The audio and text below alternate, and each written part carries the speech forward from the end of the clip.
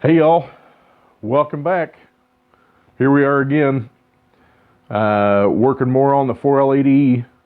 Last couple of videos I showed you some clutch teardowns from the center support down, and we did the forward and the direct clutch on the last video. So this one we're going to get into the pump, the input shaft, the overrun clutch, and the overdrive clutch. So if you like what you've seen so far, make sure you hit that subscribe button, hit the like button, share it with your friends, hit the notification bell so you get all the latest updates, and your support really helps, so keep that in mind.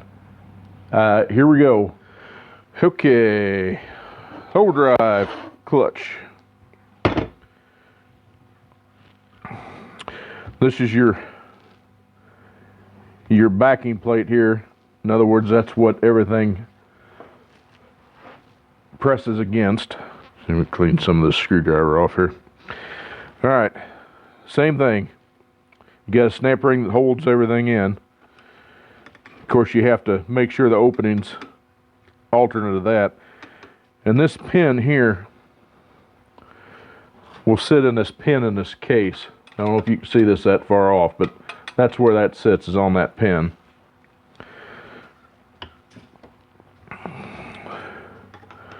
So same thing, get behind it and pry the snap ring out. Just walk it out. And this one you can grab with your hands and pull it out.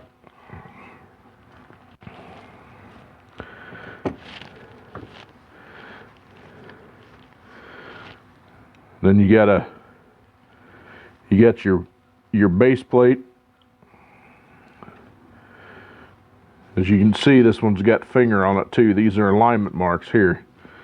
There's only one certain spot that those need to be. But these look pretty good.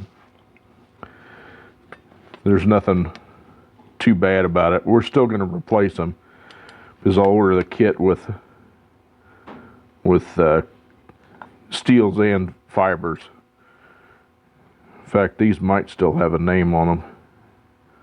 Sometimes they do. Well, no, they don't. But anyway, these look like a really good shape. Of course, they didn't have a chance to get burnt up. So, the thing about this clutch here, I need to get my air hooked up so you guys can see this.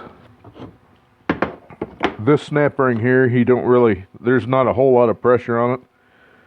So find your ring gap opening. You should be able to just pop this one right out.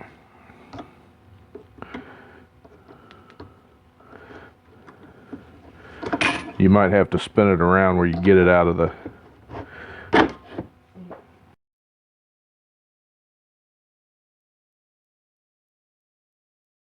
Alright, we're going to do the same thing with the tool here. Even though the tool's a little bit big for this housing, it'll still work. They do make special tools for these.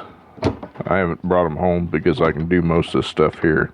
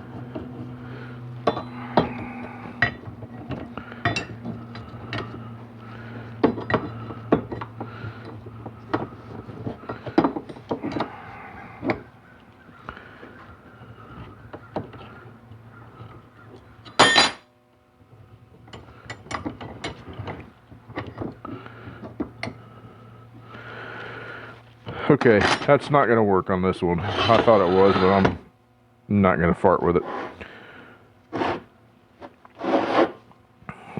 If you can, get this snap ring spun around.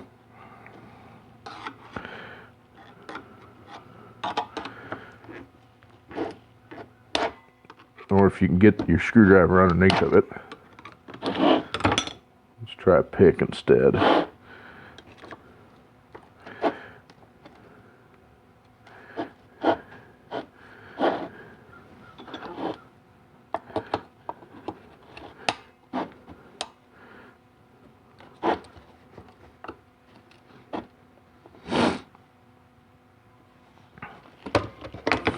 There you go. So just as you go down, press it down with your hand, get it outside of that groove, and it'll come out.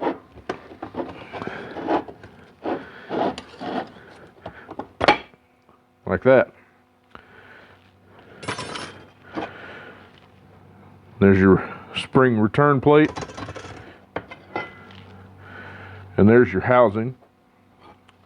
And then that's your piston. If you notice, this one's got lip seal here. Pull it out with your pick. Just like that, so that's replaceable. This is reusable. Your other lip seal's inside the housing, right here. Just grab hold of it. And always remember, the place that's gonna have pressure against it, the lip always goes up. So if you look here, here's one of your oil supply holes. That's not a supply hole, excuse me. That's your bleed orifice. Your supply hole's down here, right there. So when oil comes in here, of course, it pushes down against this seal. So if you notice, the lip on it is facing up. See the way this lip seal is made. Wait for the camera to focus. There we go. So the oil is going to hit this side of it and push and spread that seal out, and that's what makes it seal. And that's all there is to that. It's pretty simple.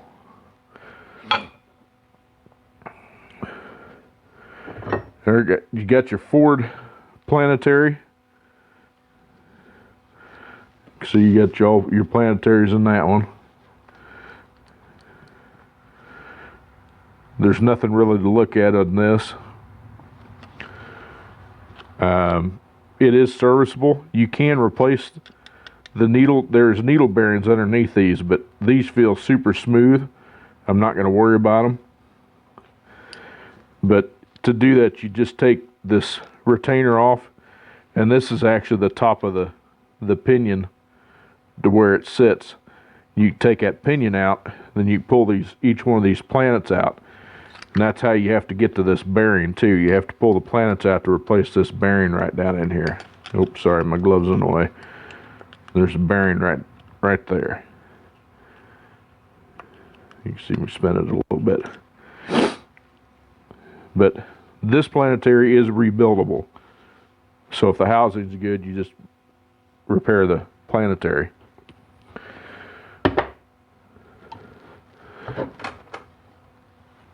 All right, hit your overrun clutch.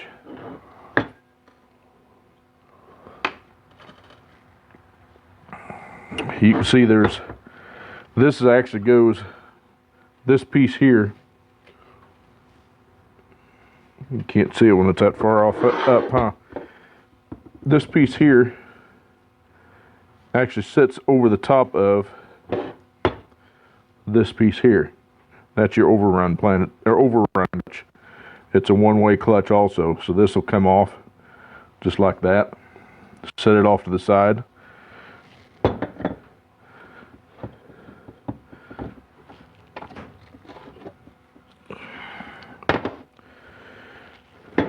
Then your input shaft will come out of there.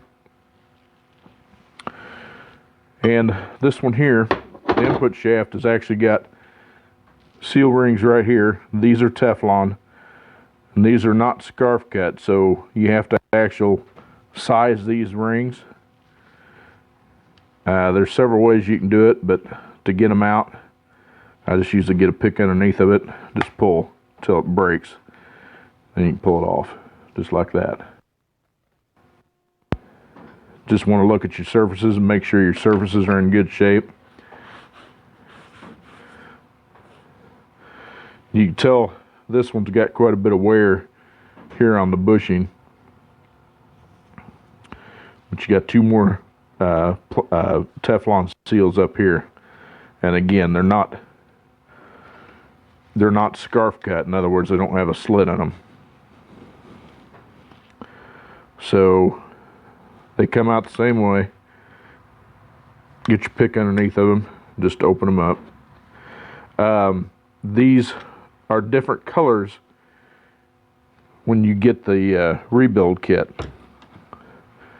We'll set that off to the side.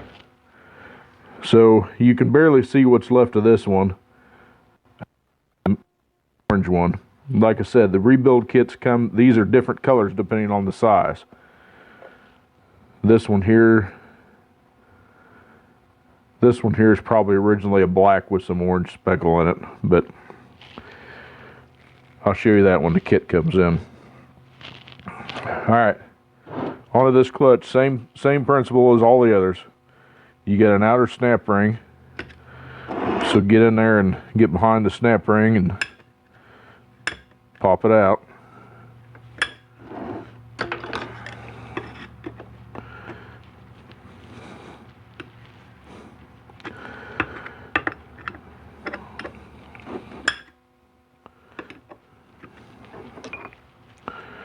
This one may be a two-handed deal.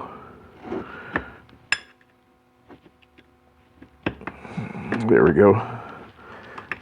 Alright, just like that. And that one's got some tension on it, so snap rings out.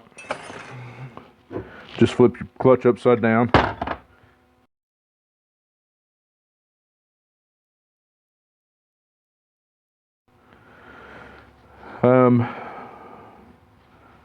There's nothing really wrong with these either. These are in good shape, but these are just an overrun clutch. So they apply some extra force when needed in manual selections.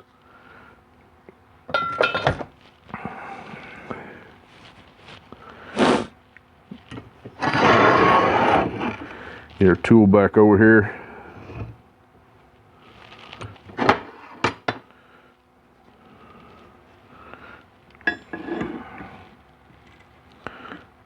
Find our snap ring groove first. There's the opening right there.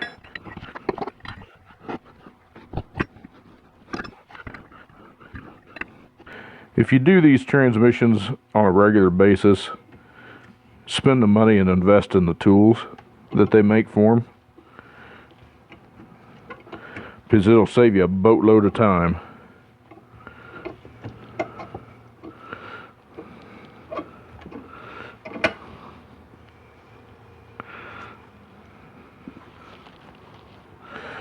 And then get your piston, your spring pressed down there.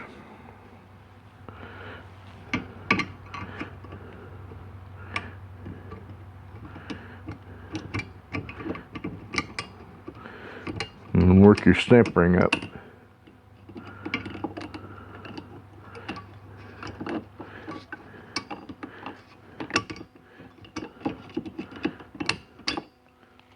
There you go, one snap ring.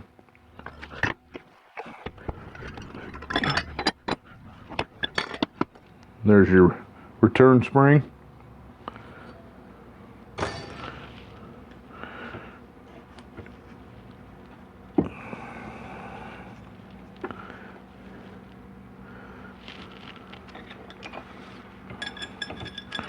This one will require a little persuasion because there's not much to grab hold of, but there are grooves on the outside of this thing that you can get a pick down in there and just pull up on your piston, kind of like so, till you can walk it out of there.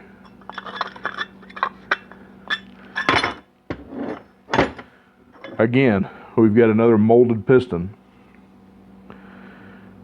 It's not in bad shape.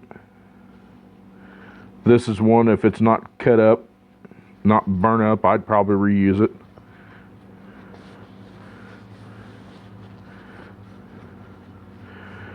You know, working for GM all the years, especially when you do something under warranty, you know, they don't only allow you to replace what's actually, if this one isn't cut or nothing like that, they'd require you to reuse it.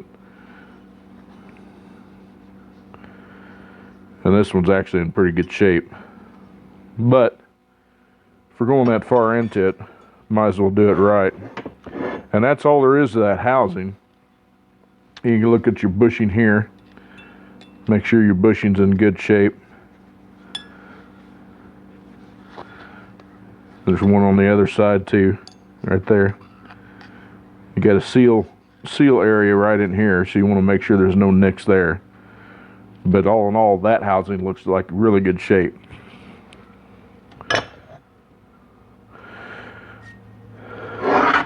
There you go. Time for the big daddy, the pump.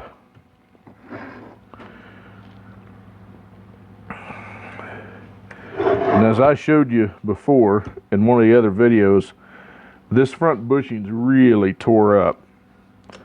So it's at the very least going to have to be replaced. I mean, it's got some scoring on it and everything else. On the back side of it, one thing about the 4L80s and the 400 turbos, were the same way. They use a crescent moon and gear style pump, and I'll show you that here in just a second. You have a gasket right here on the outside, goes underneath in the case, and then you've got a seal right here on the side of the pump.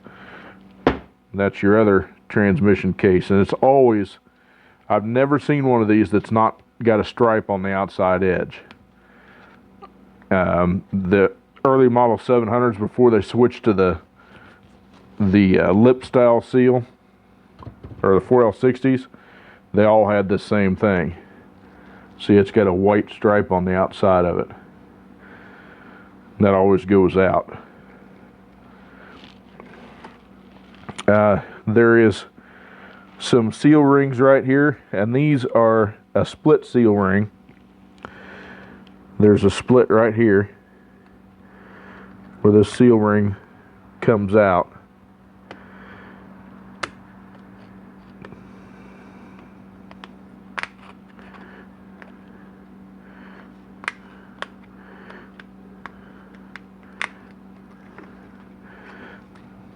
And there you go. There's one of the split rings.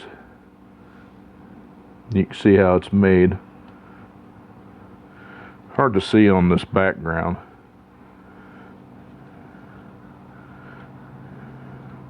I don't know if you can see it on the front side of my glove a little better.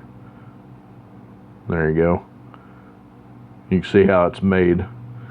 But it overlaps each other, and that makes a conjoining seal, kind of like a piston ring, similar.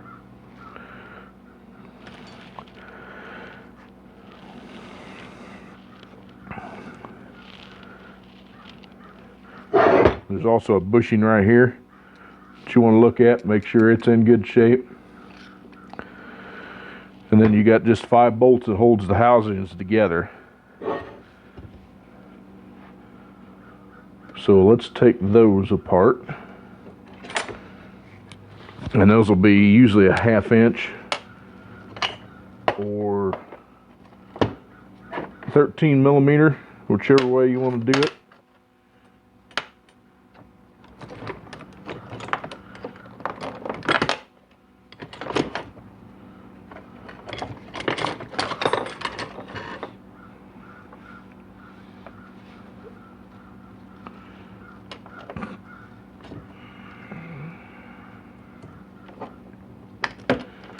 I gotta find my 13. There we go. Nope, that's 10.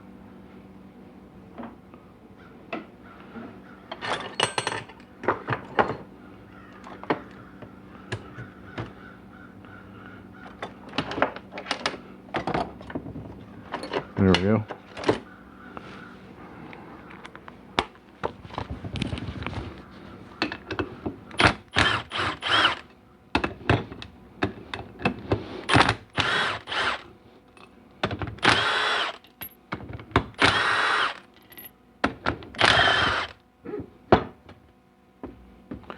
Okay, this one bolt it's got a, right here, you notice that one bolt's got a guide on it. And it's basically, it's an oil deflector is what that is. And there's a hole in the pump cover where that goes. You see right there. So just keep that in mind.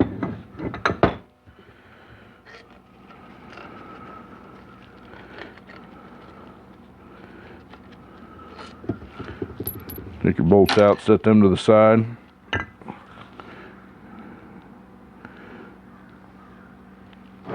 Alright. And if you can see, there's not much to it. It's kind of like a valve body. I mean, there's a lot of similar pieces in a valve body. I gotta take these gloves off. He's driving me nuts. I'm much more one to work without gloves on. Anyway, here's your crescent moon and gear. And these have got some wear on them. If you look, they've got some pretty decent, you can hear it with my fingernail, pretty decent wear in it. Usually that happens when you run one dry. Pull it out, and this one's been sitting a while, so there's a little bit of surface rust on it.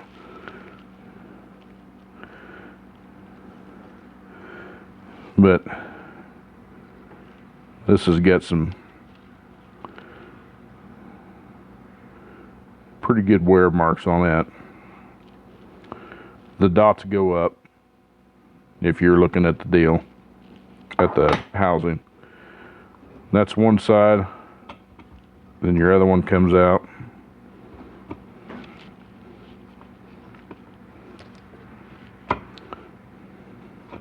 Trying to do this one-handed and holding the camera is a little tough. Just like that. Look at your outside. As you can tell, it's got some scoring on it. I'm going to wipe that off a little bit.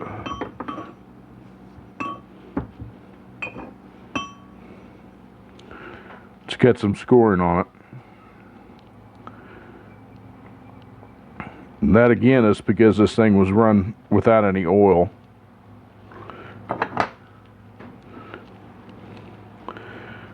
We're going to want to measure the clearance on this dude before we put it back together, because it may have to have a whole pump assembly.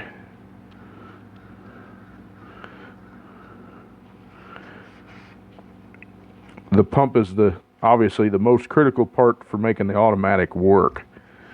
If the pump's not right, the rest of it's not going to be right.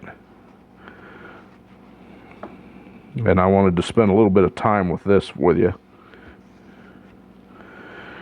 Okay, if you look down in there, you got some pretty serious damage here. I mean, there's a bunch of scoring there. What that'll cause, it'll cause fluid leaks. Another thing to notice, see how these got these pockets in it? Those are there for a reason. You have to stake this pump bushing in, or it will rotate in the bore. That's just something that 400s and 480s always did. And you can see how bad that pump bushing's tore up. That's what I was trying to tell you in an earlier video. That thing is ate up.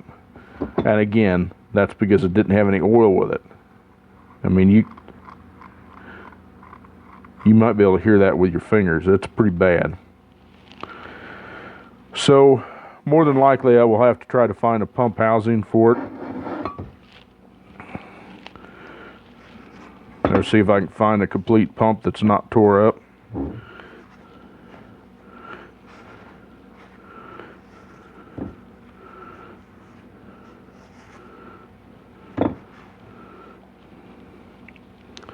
But this here and here also has got a ton of scoring in it. You can actually feel the difference in the metal. It dips down where that pump is. That'll cause a fluid leak.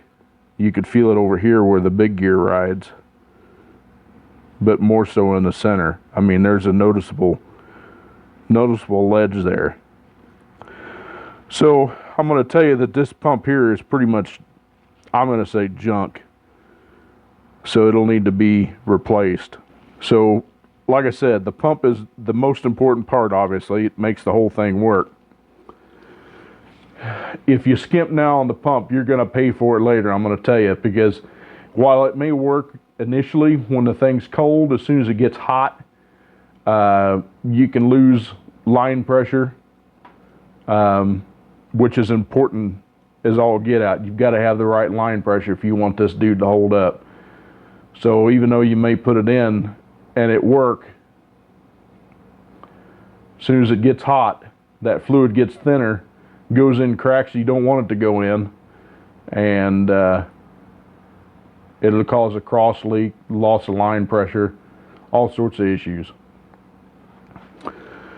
So we've pretty much got all the gear train tore down now, and you've seen what's damaged on this thing, and what it's going to take to fix it properly. We haven't even been into the valve body yet. The valve body is going to be a whole separate little series, because that's going to be checking solenoids, making sure everything works there. A quick little view of the case. You know, there's all your passages. That's your 2-1 band apply. That's your low reverse band apply. And they call it a front and a rear band. These little pockets here that are domed like that is where check balls go. And depending on the model, there may or may not be a check ball in certain locations. This applies to pretty much all of them. And on a 4L80E, your umbilical cord is what I call them. But basically this here is where it sends all the data to the PCM that controls your shift points, your line pressure, and all that, depending on load on the engine. One thing about a 4L80 is it requires 2 speed sensors for it to work. Get on this other side. You've got an input speed sensor here, whereas if the input speed sensor doesn't work, it won't shift at all. It'll hydraulically maybe go into first, maybe second, but it'll act all sorts of funky because it doesn't know how fast the input speed is, and then depending on whether or not it's 2 or 4-wheel drive, there's going to be a rear output speed sensor. This one also doubles on a 2-wheel drive as a vehicle speed sensor. If there's not one there, which there won't be on a 4-wheel drive, that means it's in the transfer case. And this was a 4-wheel drive. So anyway, the next video we'll get into going through the valve body, and then I'll get everything gathered up, get it cleaned up, get a parts list thrown together, what it requires to be repaired, and then we'll go about locating the parts to repair it and go from there. So if you liked what you've seen, please subscribe, hit that like button. I need likes more than anything. I've got one of my videos that's almost got 10,000 views on it, and I've got like 90 likes, which you need a lot more than that. That's not even 10%. So help me out whatever you can. Make sure to hit that like button, hit the subscribe, you know, really helps. Hit that like button, hit the subscribe button, hit the notification bell so you make sure you get the latest videos. Please share it. And if you like what you've seen, of course. Anyway, until next time, God bless y'all, and we'll see you in the next video. Bye-bye.